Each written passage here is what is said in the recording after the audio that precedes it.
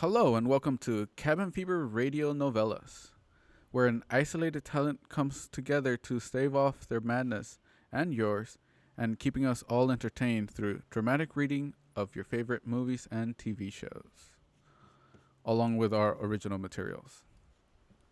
I am your host for the evening, and in today's episode, we'll be delivering a dramatic reading of The Monsters Are Due on Maple Street, episode 22 of The Twilight Zone, written by Rod Serling. And joining us today, we have a lovely cast of individuals who are currently at their house, safe and sound, as best as possible. And we Asbestos. as best as possible. Yes. And we have Robert Christopher Smith, Steven Cicero, Jordana Lilly, Moriah Hart, Marissa Martin, and Jessica M. Legrair. I always mispronounce your last name for some odd reason, but it's all good. And this show is brought to you by, as of right now, the teaming of Robert Christopher Smith and Ruano Films. And we don't have any sponsors yet, but we wish for you guys to support us via our Patreon page if you can. And you can see all that in the links in the description below. And hello, guys. How is it going? How is everybody? Doing great. Good. Good. Corona free since '93. As in, you prefer Modelo or Yeah. Exactly. For now, yeah. for now? Play it safe. Cool. So, like I said, everything is live right now. We will be live for the next hour or so. Ish. And reading The Twilight Zone, which is, again, one of my favorite TV shows. You know, growing up with that Hitchcock mystery, alien spaceship type of scripts. And Monsters Are Due on Maple Street is definitely something that, if you haven't seen it, you must see it. And I know some of you guys haven't seen it. Correct? The original was in black and white, correct? Yes. Yeah. Oh yeah. Yeah. I don't watch black and white. We can colorize it for you, Bobby.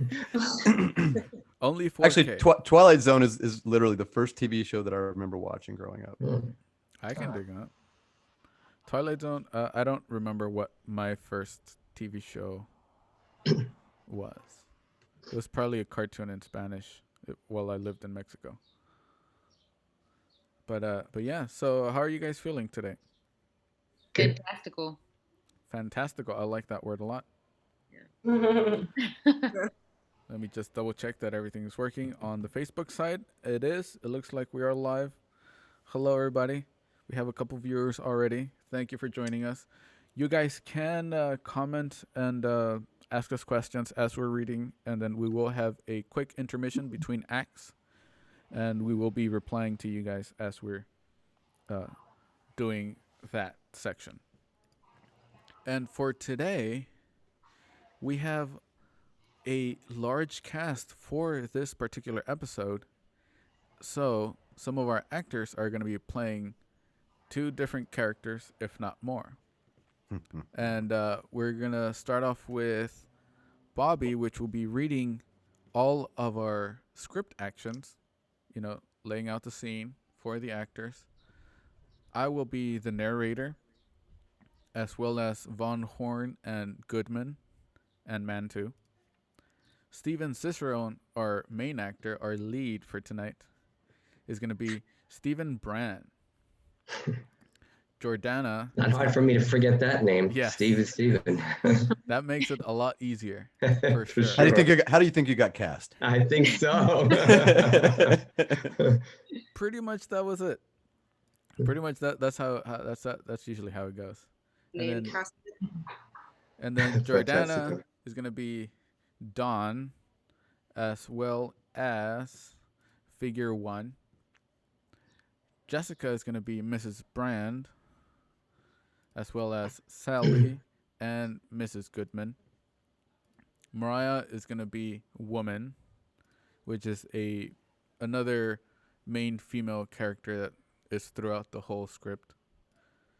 And Marissa is going to be Tommy, as well as Man 1 and Figure 2. So, with all that being said, we already have a couple people saying hi to Steven from Facebook. Oh, wow. So, wave to your fans. Hey. My crazy's in either East Coast or West Coast. I don't know. Yes. Okay. And as I once I saw the chat, I was like, I forgot to do that. I just added. We will be able to see the audience's chat on the live screen, not on the Zoom screen, but on the live screen. If you guys have an extra phone or whatever, so you guys can see yourselves in all the glory. I have way too many phones. I'm so beautiful. Yes. Yes. But yeah, so shall we get started? The monsters are due on Maple Street. The monsters are due. Are they, though? So, I will begin reading the title again. And our lovely voice, Bobby, will be following up. If everybody's ready, we shall begin. The Monsters Are Due on Maple Street by Rod Serling. Act 1. Fade in on a shot of the sky. The various nebulae and planet bodies stand out in sharp, sparkling relief as the camera begins a slow pan across the heavens. There is a fifth dimension beyond that which is known to man. It is a dimension as vast as space and as timeless as infinity. It is in the middle ground between light and shadow, between science and superstition, and it lies between the pit of man's fears and the summit of his knowledge. This is the dimension of imagination, and it's an area which we call the Twilight Zone. The camera has begun to pan down until it passes the horizon and on a sign which reads Maple Street. Pan down until we are shooting down at an angle toward the street below. It's a tree-lined, quiet, residential American street, very typical of the small town. The houses have front porches on which people sit and swing on gliders, conversing across from house to house. Steve Brand polishes his car parked in front of his house. His neighbor, Don Martin, leans against the fender watching him. A good humor man rides a bicycle and is just in the process of stopping to sell some ice cream to a couple of kids. Two women gossip on the front lawn. Another man waters his lawn. Maple Street, USA, late summer. A tree-lined little world of front porch glitter, hopscotch, the laughter of children, and the bell of an ice cream vendor. There is a pause, and the camera moves over to a shot of the good humor man and two small boys who are standing alongside, just buying ice cream. At the sound of a roar and the flash of light, it will be precisely 6:43 p.m. on Maple Street. At this moment, one of the little boys, Tommy, looks up to listen to a sound of a tremendous screeching roar from overhead. A flash of light plays on both their faces, and then it moves down the street, past lawns and porches and rooftops, and then disappears. Various people leave their porches and stop what they're doing to stare up at the sky. Steve Brand, the man who's been polishing his car, now stands there transfixed, staring upwards. He looks at Don Martin, his neighbor, from across the street. What was that? A meteor? That's what it looked like. I didn't hear any crash, though. Did you? Nope. I didn't hear anything except a roar. Steve? What was that? Guess it was a meteor, honey. Came awful close, didn't it? Too close for my money. Much too close. The camera pans across the various porches to people who stand there watching and talking in low, conversing tones. Maple Street, 6:44 p.m. on a late September evening. Maple Street in the last calm and reflective moment before the monsters came. Dun, dun, dun! The camera slowly pans across the porches again. We see a man screwing a light bulb on a front porch, then getting down off the stool to flick the switch and finding that nothing happens. Another man is working on an electric power motor. He plugs in the plug, flicks on the switch of the power mower off and on, with nothing happening. Through the window of a front porch, we see a woman pushing her finger back and forth on the dial hook. Her voice is indistinct and distant, but intelligible and repetitive. Operator. Operator? Something's wrong with the phone. Operator. Mrs. Brand comes out on the front porch and calls to Steve. Steve, the power's off. I had the soup on the stove and the stove just stopped working. Same thing over here. I can't get anybody on the phone either. The phone seems to be dead. We look down the street as we hear the voices creep from down below. Small, mildly disturbed voices, highlighting these kinds of phrases. Electricity's off. Phone won't work. Can't get a thing on the radio. My power motor won't move. Won't work at all. Radio's gone dead. Pete Van Horn, a tall, thin man, is seen standing in front of his house. I'll cut through the backyard. See if the power's still on Flora Street. I'll be right back. He walks past the side of his house and disappears into the backyard. The hammer on Van Horn's hip. As he walks, the camera pans down slowly until we're looking at 10 or 11 people standing around the street and overflowing to the curb and sidewalk. In the background is Steve Brand's car. Doesn't make sense. Why would the power go off all of a sudden? And the phone line? Maybe some sort of electrical storm or something. That don't seem likely. Sky's just as blue as anything. Not a cloud. No lightning, no thunder. No nothing. How could it be a storm? I can't get a thing on the radio, not even the portable. The people again murmur softly in the wonderment in question. Well, why don't you go downtown and check with the police, though they'll probably think we're crazy or something. A little power failure and right away we get all flustered and everything. It isn't just a power failure, Charlie. If it was, we'd still be able to get a broadcast on the portable. I'll run downtown. We'll get this all straightened out. He walks over to the car, gets in it, turns the key. Beyond it, we see the crowd watching him from the other side. Steve starts the engine. It turns over sluggishly and then just stops dead. He tries it again, and this time he can't get it to turn over. Then, very slowly and reflectively, he turns the key back to off and then slowly gets out of the car. As they stare at Steve, he stands for a moment by the car and then walks toward the group. I don't understand it. It was working fine before. Out of gas? I just had it filled up. What's it mean?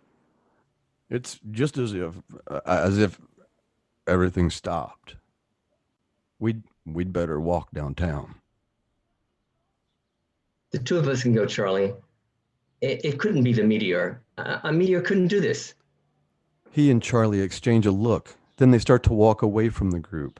We see Tommy, a serious-faced 14-year-old in spectacles, who stands a few feet away from the group, halfway between them and the two men who start to walk down the sidewalk.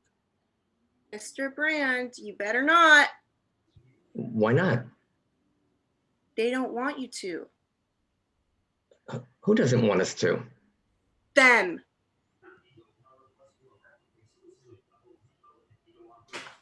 Who are them?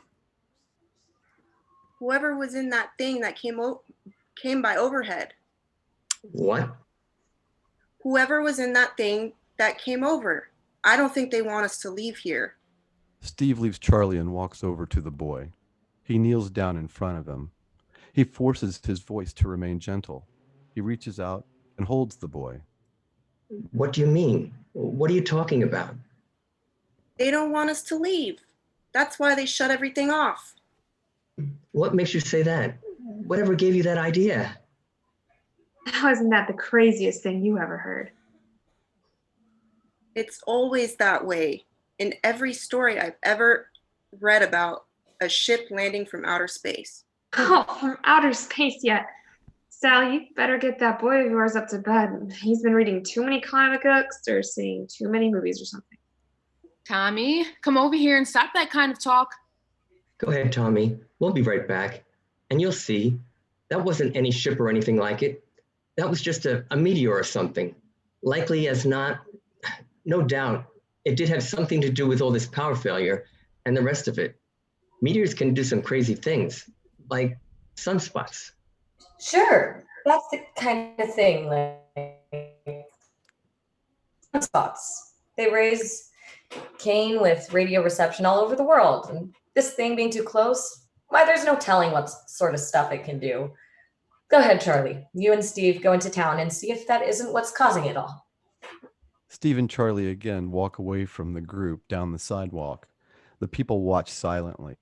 Tommy stares at them, biting his lips, and finally calling out again. Mr. Brand!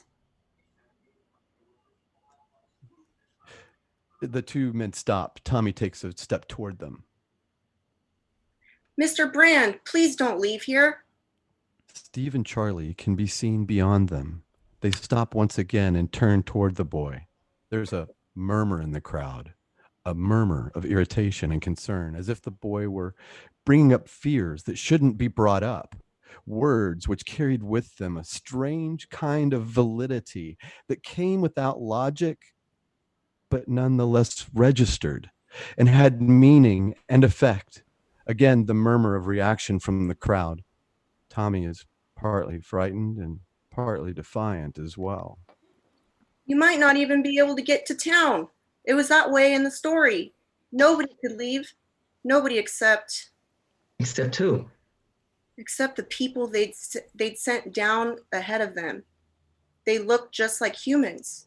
And it wasn't until the ship landed that... Tommy, please, son. Honey, don't talk that way. That kid shouldn't talk that way. And we shouldn't stand here listening to him. Why is the craziest thing I ever heard of? The kid tells us a comic book plot, and here we stand listening. Go ahead, Tommy. What kind of story was this? What about the people that they sent out ahead? That was the way they prepared things for the landing. They sent 4 people, a mother and a father, and 2 kids who looked just like humans, but they weren't. Well, I guess we better do that. What we better do then is to run and check on the neighborhood and see which one of us are really human. Yeesh. There's laughter at this, but it's a laughter that comes from a desperate attempt to lighten the atmosphere. It's a release kind of laugh. The people look at one another in the middle of their laughter. There must be something better to do than stand around making bum jokes about it. I wonder if Floral Street's got the same deal we got. Where is Pete Van Horn anyway? Didn't he get back yet? Suddenly there's the sound of a car's engine starting to turn over. We look down the street across the driveway of Les Goodman's house. He's at the wheel trying to start the car. Can you get it started, Les? No dice. He walks toward the group. He stops suddenly as behind him, inexplicably and with a noise that inserts itself into the silence, the car engine starts up all by itself. Goodman whirls around to stare toward it.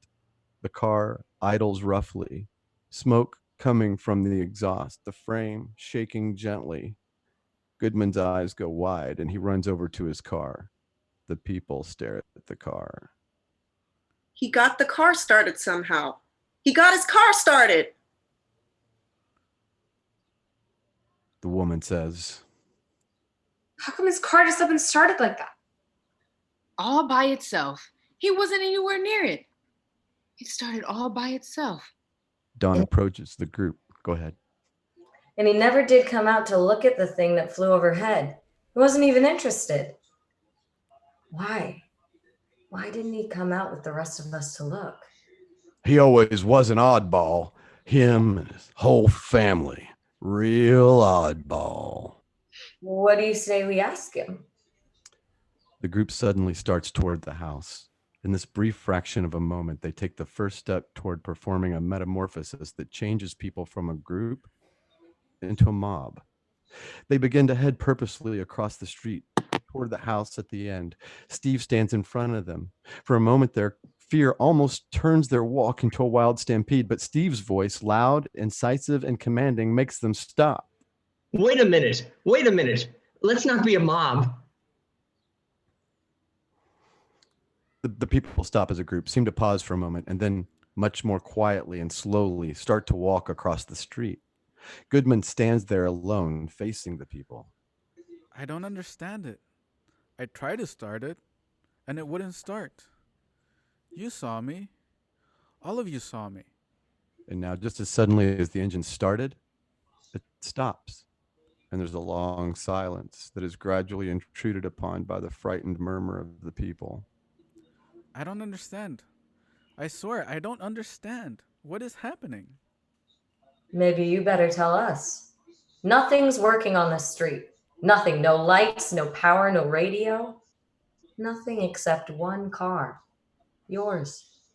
The people pick this up, and now their murmuring becomes a loud chant, filling the air with accusations and demands for action. Two of the men pass Don and head toward Goodman, who backs away, backing into his car, now at bay. Wait a minute now. You keep your distance, all of you. So I get a car that starts by itself. Well, that's a freak thing. I admit it. But does that make me some kind of a criminal or something? I don't know why the car works. It just does. This stops the crowd momentarily, and now Goodman, still backing away, goes toward his front porch. He goes up the steps and then stops to stand facing the mob. We see Steve as he comes through the crowd. We're all on a monster kick, Les. Seems that the general impression holds that maybe one family isn't what we think they are. Monsters from outer space or something. Different than us. Fifth columnist from the vast beyond. You know, anybody that might fit this description around here on Maple Street? What is this? A gag or something? This a practical joke or something? We see a close-up of a porch light that suddenly goes out. There's a murmur from the group. Now, I suppose that's supposed to incriminate me? The light goes on and off? That really does it, doesn't it? I just don't understand this. Look, you all know me. We've lived here 5 years, right in this house. We're no different than any of the rest of you. We're no different at all. Really. This whole thing is just weird. Well, if that's the case, Les Goodman, explain why. Explain what? Look, let's forget this. Go ahead. Let her talk. What about it? Explain what? Well, sometimes I go to bed late at night. Couple of times I've come out on the porch and I'd see Mr. Goodman here in the wee hours of the morning, standing out in front of his house, looking up at the sky. That's right. Looking up at the sky as if he were waiting for something, as if he were looking for something. There's a murmur of reaction from the crowd again. As Goodman starts toward them, they back away, frightened. You know, really, this is for laughs. You know what I'm guilty of? I'm guilty of insomnia. Now, what's the penalty for insomnia? Did you hear what I said? I said it was insomnia. I said insomnia. You fools. You scared, frightened rabbits, you. You are sick people. Do you know that? You're sick people, all of you. And you don't even know what you're starting because let me tell you, this thing you're starting that should frighten you. As God is my witness, you're letting something begin here that's a nightmare. Like calling a virus the Chinese virus. Dum dum dum. Dum dum dum. That's the end of Act 1, guys. That's the end of Act 1. Thank you if you're Our out there. Intermission. So what you guys think? How'd you guys feel? Feeling good. Can people hear us? Yes. People can hear us. Don't say what we really feel now. I'm only kidding. They can ask questions if they like. Yes, they can, and I'm reading all the different comments. A lot of hi Steves. Hi Steve. Hi Steve. More Steven. One Jesus though, but a couple more of them Steve. I go by Jesus too. I can dig it. But yeah, it looks like we got a pretty good crowd watching us on Facebook. Yay. That's good. I don't know about on YouTube as of right YouTube now. has 11. YouTube had 11. That's pretty good. I can dig that. Yeah, so this is currently our intermission. Doop doop doo doo doo doo doop doop doo doo. Or however the song goes. What's a good intermission song? I should play an intermission song. Oh, really? You got to ask? I like to sing about the moon and the June and the spring. I like to sing.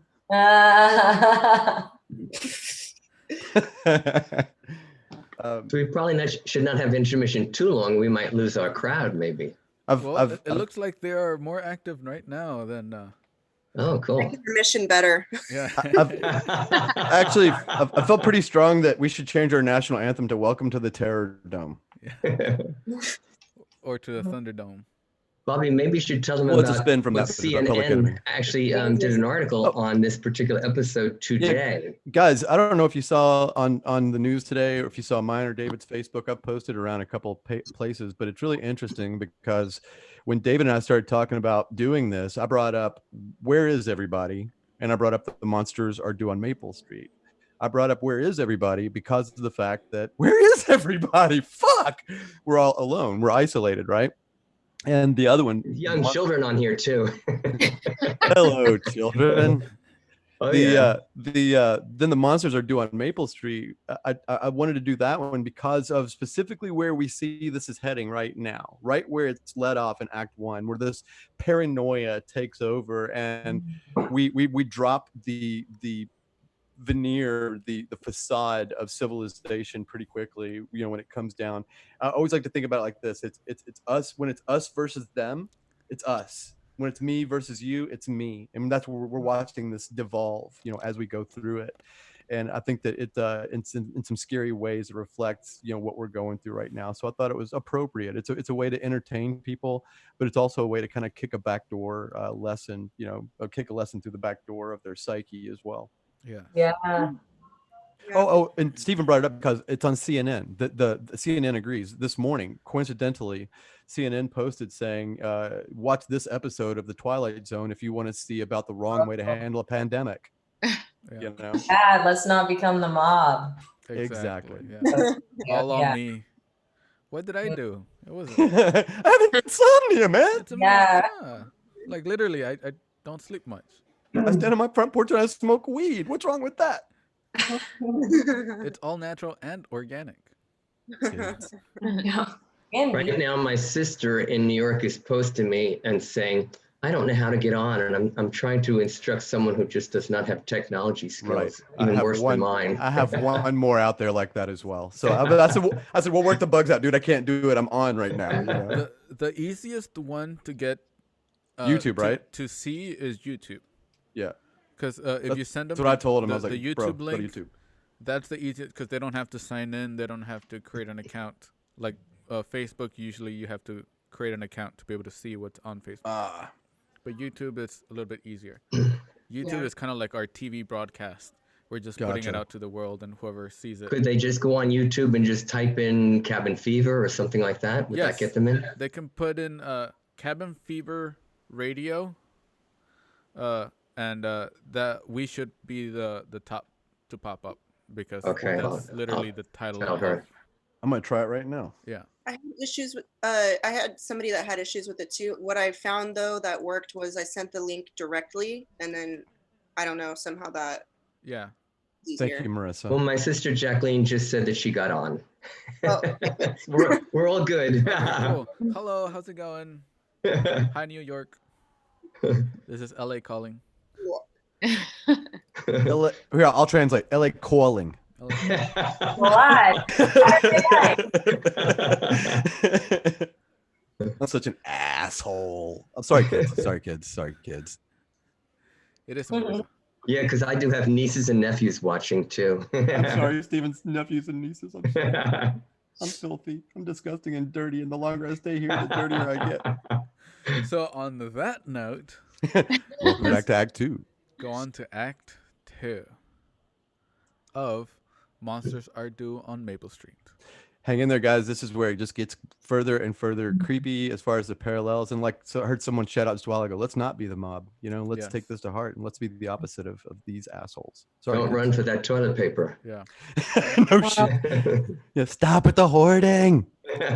Spare a square if you can. Yeah. Are we ready? Although I've been loving just using baby wipes. We've been out for a while. Toilet paper. I'm so much cleaner now, you know? That's so fun. I just go from the bathroom to the shower. You have to install one of those new bidets that they have that you can attach to your toilet. We're all so much cleaner. If I didn't share a house, I would have had one of those bidets already for sure. I don't want nobody else using my bidet. No problem. Here's the used toilet paper. You can have your turn. All right. All right, guys, Act 2. We see a medium shot of the Goodman entry hall at night. On the side table rests an unlit candle. Mrs. Goodman walks into scene, a glass of milk in hand. She sets the milk down on the table, lights the candle with a match from a box on the table, picks up the glass of milk and starts out of scene. Mrs. Goodman comes through her porch door, glass of milk in hand. The entry hall, which with table lit and candle, can be seen behind her. Outside, the camera takes over a slow pan down the sidewalk, taking in little knots of people who stand around talking in low voices. At the end of each conversation, they look toward Les Goodman's house. From various houses, we can see candlelight, but no electricity. And there's an all-pervading quiet that blankets the whole area, disturbed only by the almost whispered voices of the people as they stand around. The camera pans over to one group where Charlie stands. He stares across at Goodman's house. Two men stand across the street in almost sentry-like poses. It just doesn't seem right, though, keeping watch on them. Why, he was right when he said he was one of our neighbors. Why, I've known Ethel Goodman ever since they moved in. We've been good friends. That don't prove a thing. Any guy who'd spend his time looking up at the sky early in the morning, well, there's something wrong with that kind of a person. There's something that ain't legitimate. Maybe under normal circumstances, we could let it go by, but these aren't normal circumstances. Why, look at this street. Nothing but candles. Why, it's like going back into the dark ages or something. From several yards down, as Steve walks down the steps of his porch, walks down the street over to Les Goodman's house, and then stops at the foot of the steps. Goodman stands there, his wife behind him, very frightened. Just stay right where you are, Steve. We don't want any trouble. But this time, if anybody sets foot on my porch, that's what they're going to get. Trouble. Look, Les. I explained already to you people. I don't sleep very well at night sometimes. I get up, I take a walk, and I look up at the sky. I look at the stars. That's exactly what he does. Why, this whole thing, it's some kind of madness or something. That's exactly what it is. Some kind of madness. You best watch who you're seen with, Steve. Until we get this all straightened out, you ain't exactly above suspicion yourself. Or you, Charlie, or any of us, it seems, from age 8 on up. What I'd like to know is, what are we going to do? Just stand around here all night? There's nothing else we can do. One of them will tip their hand. They got to. There's something you can do, Charlie. You can go home and keep your mouth shut. You could quit strutting around like a self-appointed hanging judge and just climb into bed and forget it. You sound real anxious to have that happen, Steve. I think we better keep our eyes on you, too. Don, as if he were taking the bit in his teeth, takes a hesitant step to the front. I think everyone might as well come out now. Your wife's done plenty of talking, Steve, about how odd you are. Go ahead. Tell us what she said. Go ahead. What's my wife said? Let's get it all out. Let's pick out every idiosyncrasy of every single man, woman, and child on the street. And then we might as well set up some kind of kangaroo court. How about a firing squad at dawn, Charlie, so we can get rid of all the suspects? You know, narrow them down, make it easier for you. There's no need getting so upset, Steve. It's just that, well, Myra talked about how there's been plenty of nights you spend hours down in your basement working on some kind of radio or something. Well, none of us have ever seen that radio, so. Go ahead, Steve. What kind of radio set you working on? I never seen it. Neither has anyone else. Who you talking to on that radio set? And who talks to you? I'm surprised at you, Charlie. How come you're so dense all of a sudden? Who do I talk to? Oh, I talk to monsters from outer space. I talk to three-headed green men who fly over here in what look like meteors. Steve, please. It's just a ham radio set. That's all. I bought him a book on it myself. It's just a ham set radio. A lot of people have them. I can show it to you. It's right down in the basement. Show them nothing. If they want to look inside our house, let them get a search warrant. Look, buddy, you can't afford to. Charlie, don't you tell me what I can afford. And stop telling me who's dangerous and who isn't, and who's safe and who's a menace. And you're with him too. All of you. You're standing here, all set to crucify, all set to find a scapegoat, all desperate to find some point of some kind of finger at somebody, any of the neighbors. Well, now look, friends, the only thing that's going to happen is that we'll eat each other up alive. That's not the only thing that can happen to us. We cut to a long shot down the street. A figure has suddenly materialized in the gloom, and in the silence we can hear the clickety-clack of slow, measured footsteps on concrete as the figure walks slowly toward them. One of the women lets out a stifled cry. The young mother grabs her boy, as do a couple of others. It's the monster! It's the monster! Another woman lets out a wail, and people fall back in a group, staring toward the darkness and the approaching figure. People stand in the shadows, watching.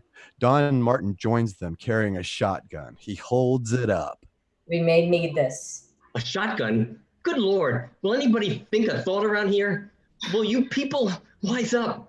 What good would a shotgun do against... No more talk, Steve. You're gonna talk us into a grave. You'd let whatever's out there walk right over us, wouldn't you? Well, some of us won't. He swings the gun around, points it toward the sidewalk. The dark figure continues to walk toward them. The group there, fearful, apprehensive, mothers clutching children, men standing in front of wives. Charlie slowly raises the gun. As the figure closer and closer, he gets closer and closer. He suddenly pulls the trigger. The sound of it explodes in the stillness. There's a long shot looking down at the figure, who suddenly lets out a small cry, stumbles forward onto his knees, and then falls forward on his face. Don, Charlie, and Steve race forward over to him. Steve is there first and turns the man over. Now the crowd gathers around them. It's Pete Van Horn. It's Pete Van Horn. He was just going to go over the next block to see if the power was on. You killed him, Charlie. You shot him dead. But I didn't know who he was. I certainly didn't know who he was.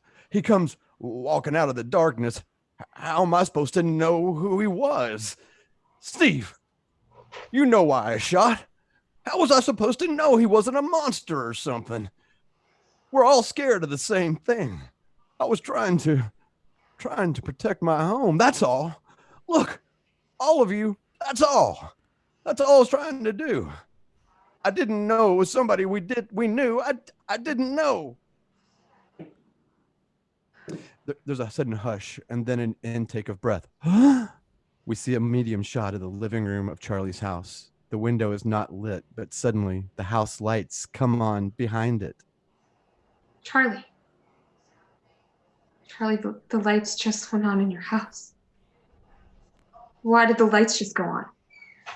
What about it, Charlie? How come you're the only one with lights now?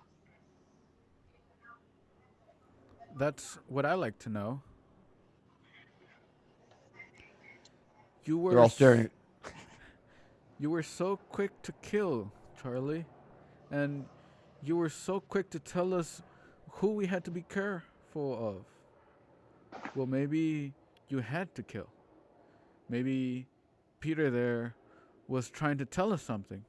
Maybe he'd find out something and came back to tell us who there was amongst us we just should watch out for. No, it's nothing of the sort. I don't know why the lights are on. I swear I don't. Somebody's pulling a gag or something. A gag? A gag?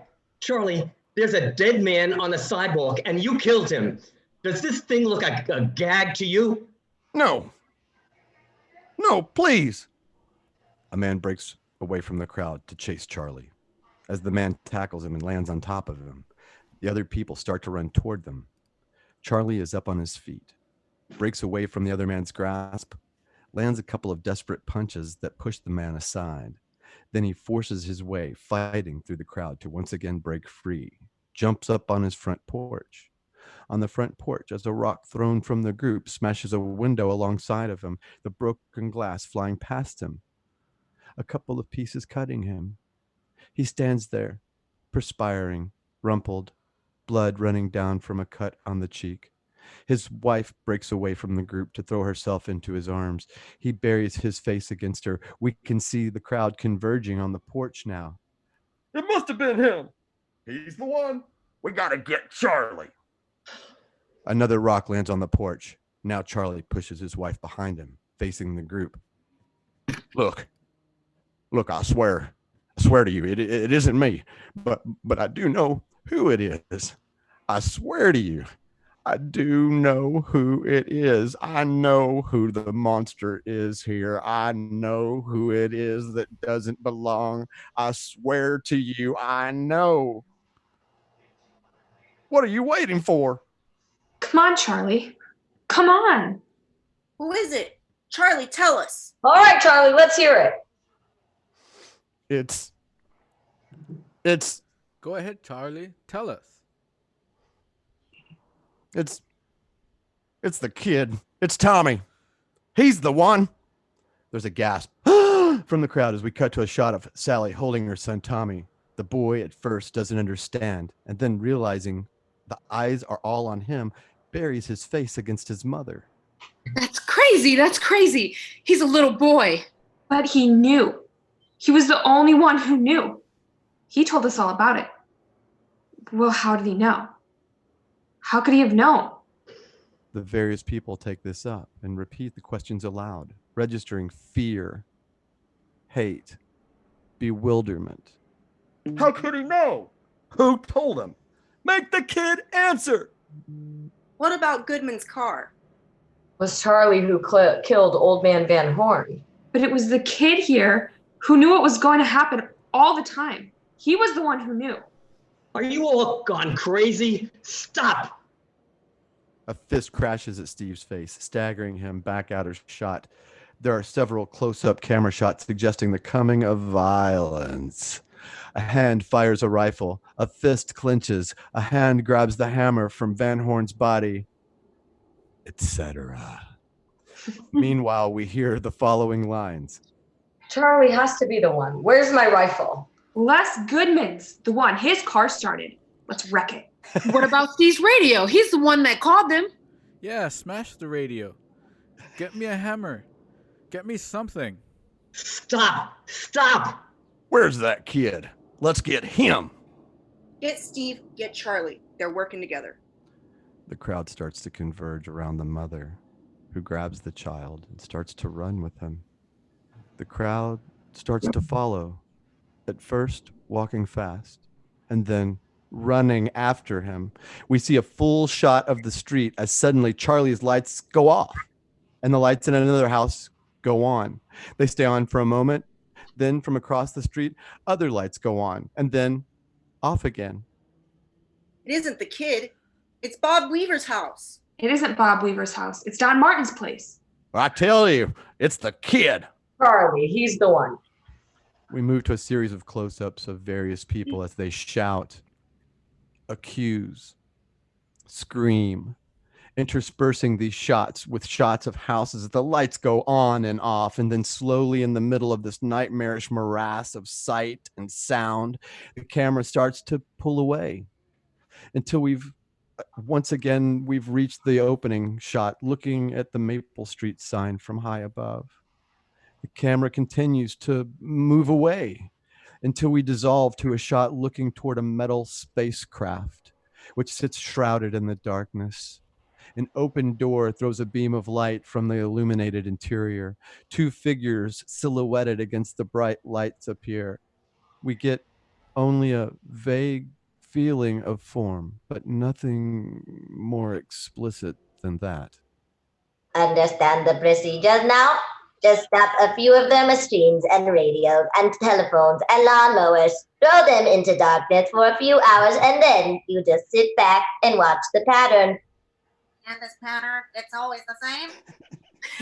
With a few variations. They pick the most dangerous enemy they can find, and it's themselves. All we need to do is sit back and watch. Then I take it this place, this Maple Street, is not unique. By no means. Their world is full of maple streets, and we go from one to the other and let them destroy themselves. One to the other, one to the other, one to the other. Now the camera pans up for a shot of the starry sky, and over this we hear our narrator's voice. The tool of conquest do not necessarily come with bombs and explosions and fallout. There are weapons that are simply thoughts, attitudes, prejudice, to be found only in the minds of man. For the record, prejudice can kill, and suspicion can destroy. And a thoughtless, frightened search for a scapegoat has a fallout all of its own for the children yet unborn. And the pity of it is that this thing cannot be confined to the Twilight Zone. That was cool. Wow. Very, very apropos for today in the grocery store with people hoarding toilet paper and fighting over sanitizer. Amen. Absolutely. Amen. Yes. And the racism, like the Chinese virus. What you're Absolutely. It's insane. Absolutely. Yeah. It's your fault. It's your fault. Mm-hmm. It's your fault. Yeah. When it's funny because, I mean, I'm sure again, I don't feel like I'm reinventing the wheel here or anything like that, but the biggest thing that any of us can do is to be responsible for ourselves, through everything that's going on right now. It's like, don't worry about what Mariah's doing. Don't worry about what China's doing. Worry about what you can do. That's all you have control of. It's all you can control. Right. At least this took time away from what's going on. I thank everybody for watching this today. Oh yeah, man. Thank you, everybody. Thank you so much. Yeah, thank you to all the viewers. And like I said, we are going to try to do this on a weekly basis as best as possible. So next Saturday at 5 p.m.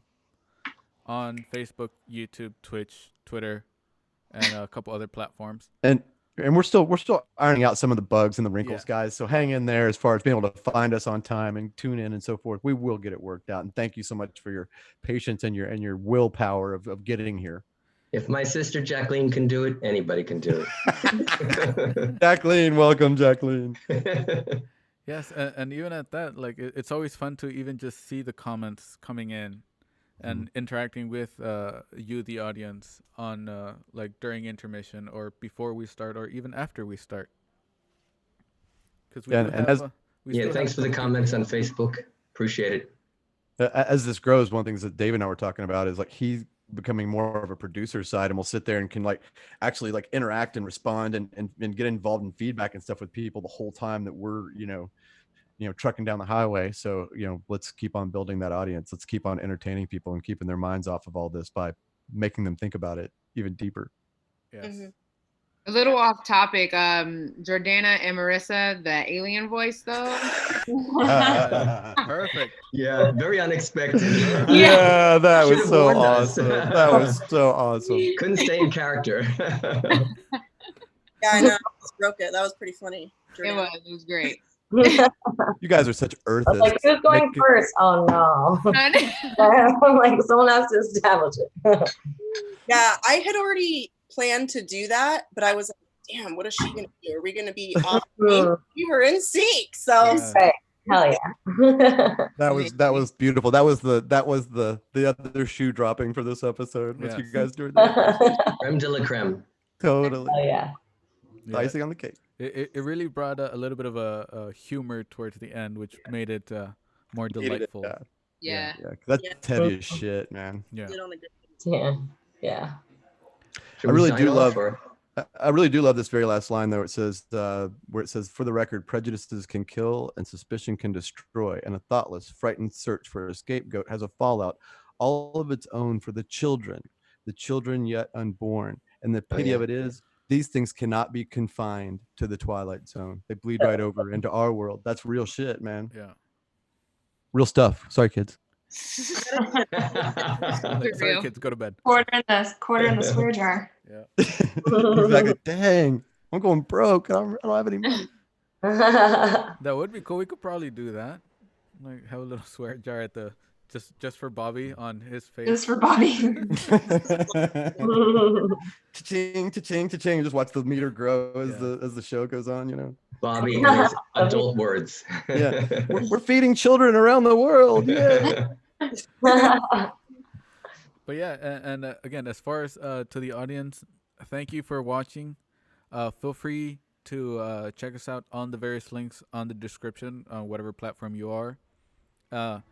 We will have this whole stream up on YouTube, so you can watch it after the fact.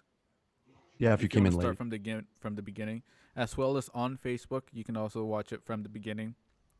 And if you want us to continue to grow, to get more actors, to get more production value, to just grow as a ensemble, please follow us on Patreon, patreon.com/Mr. David Ruano.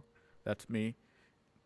It's got my name on it just because I'm putting all the information there, and it asked for my name.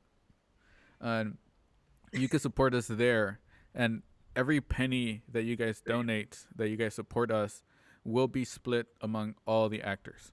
So just a small little token of support will help a lot. And David, tell them what they get if they sign up on Patreon. And what they get is exclusive content. Like right now, once we are stopped going live, we still have a post show. So we're still going to continue to have conversations after the show. And you can only see those conversations of what we're going to talk about for the next episode and some more behind the scenes aspects of the show. You can only see it if you support us on Patreon. With as little as $6 a month can go a long way. And there are different tiers for different exclusive content that you will receive. From behind the scenes, from setup builds, from one-on-one with different actors. I will have a Patreon exclusive live stream where we do Q&As with the different actors, so we get to know the actors a little bit more. But again, you can only see those if you support us on Patreon. And that makes us, continue to stay alive. And David, do you plan on adding anything as time goes on if the audience continues to grow? Yes, we do have a couple more shows in mind. Besides the table reads, we are planning to do podcasts. We are planning to do, one thing that came up to my mind was doing a short film, but everything shot off screen. So everyone shoots their own little piece, and then I just edit the whole thing together. How it will look, I have no idea, but I'm pretty sure it's gonna be pretty funny. And anything else, Bobby, that I forgot? But that's not all. Oh, sorry. Yeah. And behind door number 3. Yeah. Well, what we want, one of the things we want is we want to get feedback from the audience and from the other actors on other stuff that you guys might want to produce, other TV shows, other movies and stuff. And then if you have other ideas and stuff that could be done live, like today I was kicking ideas out to David for a couple of minutes. I was like, hey, what if we did like a dance party? Could you guys imagine if we had like music going, and then in all these little boxes we had everybody like doing their own little dance party, or if we had like a karaoke night or something like that? You know, there's other possibilities, and there's stuff that we haven't thought of. So tell us, what are things that we could do live? Because right now this is going to go till at least our isolation, our stay at home in California is going to go at least till the end of this month. And guys, I got news, it could go longer than that. Yeah.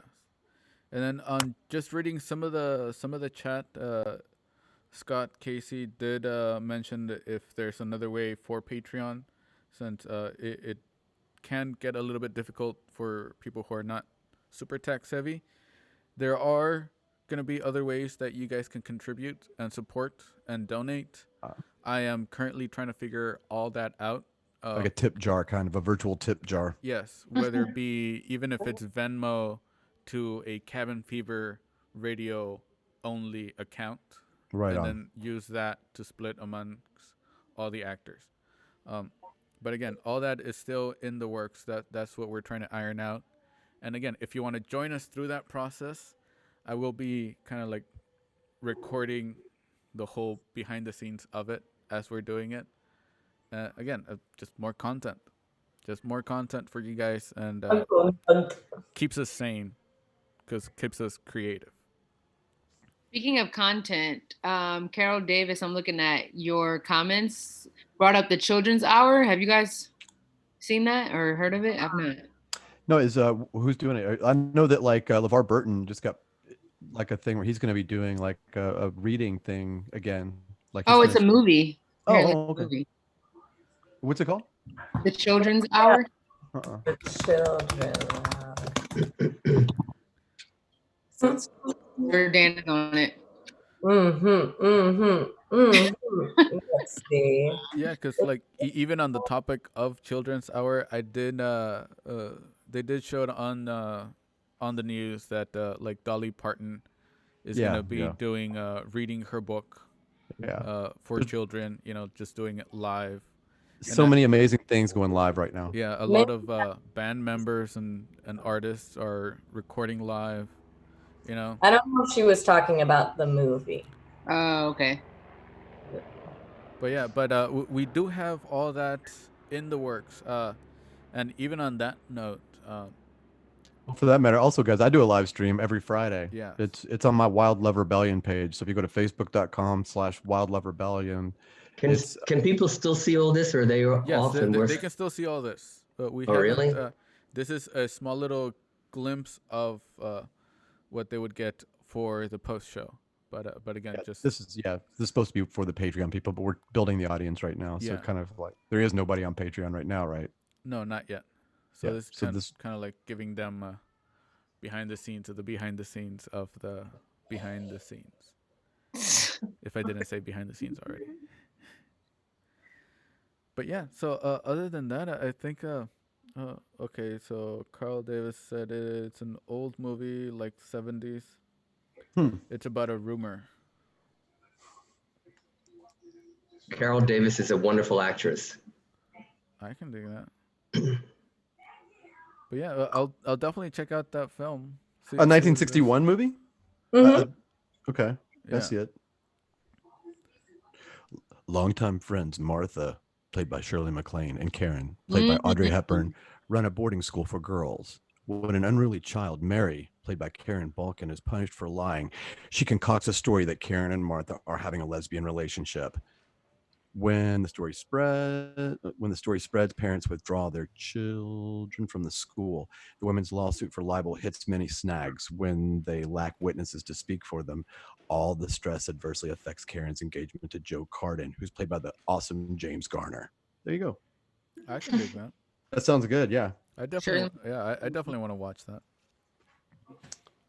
But yeah, Yeah, and like even for again this being quote unquote post show, any projects that any of you guys have?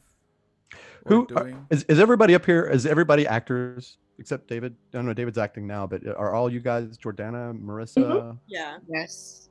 Cool. You should take and like throw in links like on the Facebook page or whatever. Like throw links in onto the comment section under here of stuff you've done or something. You know, we should all do that. Yeah, definitely. Yeah, and then definitely for the next the next time we do it, we'll ask for the links beforehand and automatically put them onto the description. I have one. Yeah, this one again. We're still ironing out all the kinks and all that fun stuff. More than anything, just trying to remember what to do. And again, you know, the more we grow, the better it is because I don't have to do everything. You know, between Bobby and I, and me do all the tech work, but you know we can have an assistant or whatever, just like off screen, just looking at comments and stuff like that. Social media, yeah, exactly. Because like right now, I have not only two screens that I'm looking at to cover what's going out live, but I also have my iPad running the stream strength as far as drop frames. Hopefully, it's not too glitchy, as well as comments. And my setup is currently a little messy, but it's a big, huge setup. But the more we grow, thanks to you guys, the audience, thank you for just viewing us. Yeah. The better we'll get. Stephen, what's the last thing you were working on, man? I did get to watch, by the way. I finally got to see. Oh my gosh, it was crazy. I thought the show was okay, but I thought you were hysterical. Yeah. Yeah, TV show Mark's Place, but of course production is stopped. Of course. Had another TV show that was just about to start, and we were going to start shooting on April 8th. And I'm trying to think. I was in two other movies that stopped, and I can't even think of the names right now. Caught me off guard. But I had a lot going on, and then everything stopped. Were you guys, Jordana, Marissa, Jessica, Moriah, were any of you guys working on something that got stopped? Yeah, opening night we closed a show, an immersive show that's supposed to go potentially forever, like a pop-up thing. But we should be reopening when it happens. But it was like, yeah, we had been rehearsing up till then. Then it was last Thursday or like 3 Thursdays ago. When they shut everything down and we didn't get to have This was a theater production? Yeah. Yeah. And that's horrible too, because sometimes with theater, it may not, like film will pick up, but sometimes they may have other productions. And so they may just eliminate, because I actually had a theater production coming up and I think it's been completely eliminated. And that's horrible. Yeah. Yeah, luckily this one, it's an immersive show that's like potentially running forever because it's kind of like a pop-up museum of everything, but with actors. So it will open, but like they've been working on this, opening this for like 4 years, put all their money into it, everything into it. And then like opening night, like after they had all their investors ready, everything ready, like just it must be terrifying to be like the creators, but I'm sure they'll open up. Good. Me and David and another couple friends of ours shot 2/3 of a movie. Yeah. Uh-oh. And the day that the quarantine order came officially from Garcetti, we were on the phone with each other going, "Do we dare?" Yeah. and then like I was questioning it. I was mainly the one trying to figure out we shouldn't do it. Just because one of our actresses was 52, I believe. So we were like an actor 51. Yeah, I'm old too. Yeah, so we were like, I could die. Just in case, we should definitely figure out what to do. Yeah, and but luckily, you know, it worked out well enough the way we shot it, because the scenes that are left pretty much are all isolated. They don't like back up with another scene that we already shot. They were all their own scenes. So they're all new scenes that we can easily pick up whenever this thing comes back to normal. And then from What about you, Jessica? Yeah. No, I wasn't working on anything. But I'm just seeing breakdowns come across that obviously you can do self-tapes and everything, but they're doing now where if you book it, they're shooting remotely. I've seen a few like that. Yeah. So I was like, oh, that's really cool how that would play out. It's going to be really weird moving forward. We're going to see a sea change in our whole lives. David, is there anything that you can do? A friend of mine just texted me and said, is there any way that they could see some of the comments on the side? I know maybe we couldn't see it being on Zoom, but maybe they could see some of the comments that each other are writing. They sort of would get a kick out of that. If they're all like on Facebook, they should be able to, right? And they are like on the live stream itself. There are a couple comments that do pop up, and then they disappear after like a minute or two. I'll show you guys so you guys can get a sense of it. Okay. So this is what they're seeing, and so I have it laid out. So this is us. That's a text message. The title, my face, the Patreon logo, the cast list, and these are the comments coming in. Gotcha. So if as somebody posts on a comment on Facebook or YouTube, they could see it on the left. Okay. Yeah, they will be able to see it, and then maybe they were on YouTube. I don't know. Okay. And then they will rotate and disappear after 30 minutes. You know, Gotcha. Otherwise it would be like a huge long list of just comments throughout the night. Yeah. So they are there, but they obviously they rotate. And like if they go to like say for instance if they pick up our stream, like let's just say off of my Wildlove Rebellion page, because I park it there as well, they can actually comment and talk to each other there, you know, in that area, you know. So that might isolate them, you know, from everybody else, but it does allow them to communicate to each other anyway. Yeah. But David's got the, like you said, the centralized. Yeah. So whatever comment pops in on the live stream comment section or chat section, it will show up here. So not only we see it, as far as me see it, but the audience could see the comments that other people are asking on different platforms, whether it be Facebook, YouTube, Twitch, Periscope, Twitter. And I am working on how to do this on Instagram.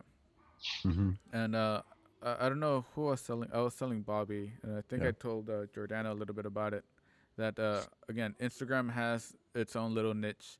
They are their own app, even though they're owned by Facebook. They still don't allow a couple things like live streaming from your computer directly to YouTube.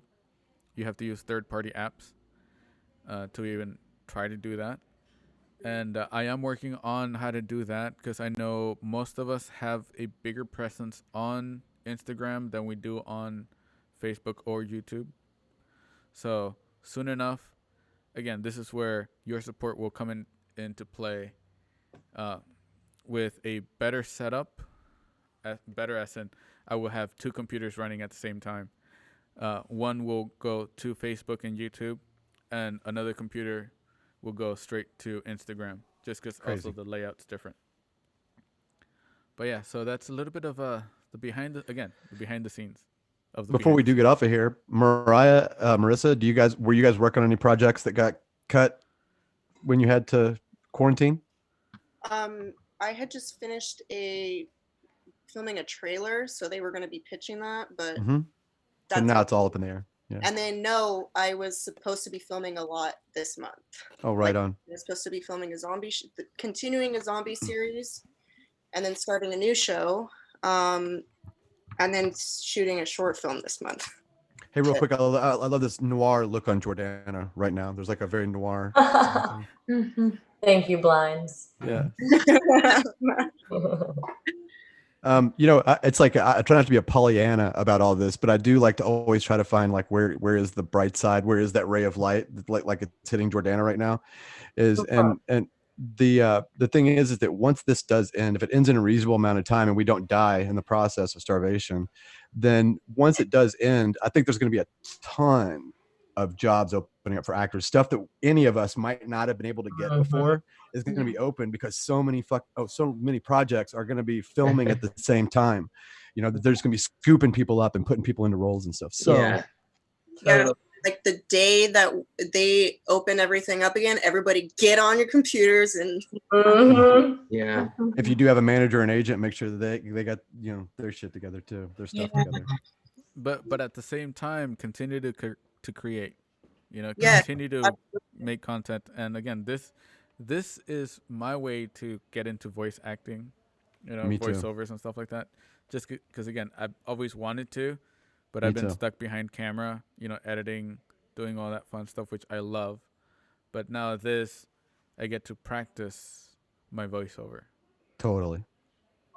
Yeah, me too. I've never actually done anything like this before. And so I was like all about it. I was like, yeah, I have wanted to do voice acting before, but just haven't, you know, you got to have the studio and means, you know, so. But so this is. But again, like all that, the studio part, that's on once you get the job. You could practice without having the studio set up, you know? At least know if it's for you or not. You know, is this my thing or not? Yeah. It's like just when you're doing voices, you know, it's the same way with singing. You don't have to be in front of people to sing. You just practice singing, practice your vocals. It's better when I'm not around people when I sing.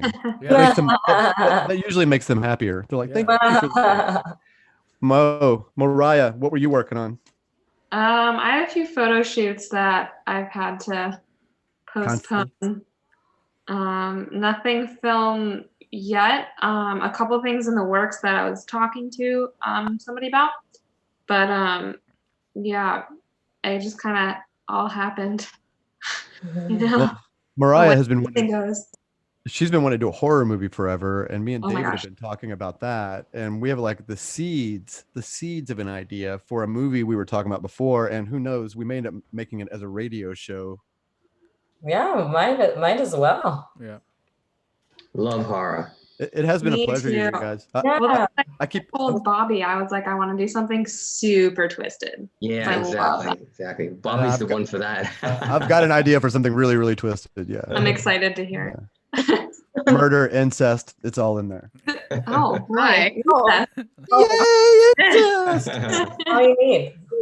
I didn't know if you were talking about that kind of twist with the incest. Neither. I didn't either. That's a whole different level. That is a whole different level. 4 times 2. There you go. Yeah. So you guys are just getting exposed to me. I forgot about that. I look very normal. I'm not. I know you. Are you guys freaking out like about not touching your face? Because the more I try not to touch my face, the more I want to touch my face. I don't go out there really. Right. When you're not out, it doesn't matter too much. You know. Yeah. That would be a new horror film. Yeah. Don't touch your face. Don't touch your face. Don't touch your face. That's the Contagion title. 2. Yeah. Don't touch your face. You want to touch your face? Don't do it. I got to tell you guys, this is our second week of doing this, and I am ecstatic. I really want to thank you guys like a million times over. It's been being so isolated. Some of you guys may have people that live with you and stuff. I really don't. I'm really like isolated, and this has been my only way to reach out, communicate, and have contact. And I cannot thank you guys enough. I just met you. I love you. I love you all. Not you, Moriah. I already knew you. And I don't. Mutual. It's mutual. It's fine. We spent a whole. Stay back. No, we spent actually second time I like met Bobby and David. We spent a week in an RV together, so we know each other real well. Yeah, we were filming a pilot in where was it? Arizona. Yeah, hey guys, that's been 2 years. That was 2 years. That was one of my most amazing memories since I moved out to LA. Like I could not have asked for that. Me like too. to be any better than it was. The only thing that I don't like about that memory is the fact that it ended, that it walled out, that it hit a wall. Yeah. It's so sad. I still want to see those videos that we made. Me too. Me too. What happened? Production slows down, budgets fall. People, the human factor. Okay, so when I was in my 20s, I was in a band, and when we recorded our album, we were all excited, and the producer wasn't. We asked him, "Why aren't you excited?" And he said, "Because it's up to you guys to make this not die." And that's true of any creative project. It's the people involved that will make it live or make it die. So I always look at it as my failure. Do you know what I mean? That's the reason for is because I feel like that we failed an exceptional idea, and I was a part of failing an exceptional idea. Yeah, and Scott is asking what project this is, and the project was called Scenic Route. Scenic Route, or Scenic Route. Route. The Yeah, endless ROUTE. And there's still a page out there on Facebook and on Instagram, and occasionally Facebook likes to fucking stab me in the side and go, "Hey, do you remember this? Do you remember this?" And they like, you haven't posted anything there in 2 years. How's that feel? Yeah. You're like, great, thank you for the reminder. Yeah. Oh yeah. Yeah. Where's my cocaine and my heroin? Life happens. But yeah, if anything, let's say goodbye to the audience, and then we can continue on Zoom after the fact. But on that note, again, thank you guys for watching. Be sure to click on the links on the description. Follow us on the various Instagrams and Facebooks. Share it, guys. Share it. Share it with as many people as you can. If you can support us on Patreon, please do so. If not, there are other ways to do it. But thank you for watching, and we will see you guys on the next one. This has been Cabin Fever Radio. Signing off. Ciao.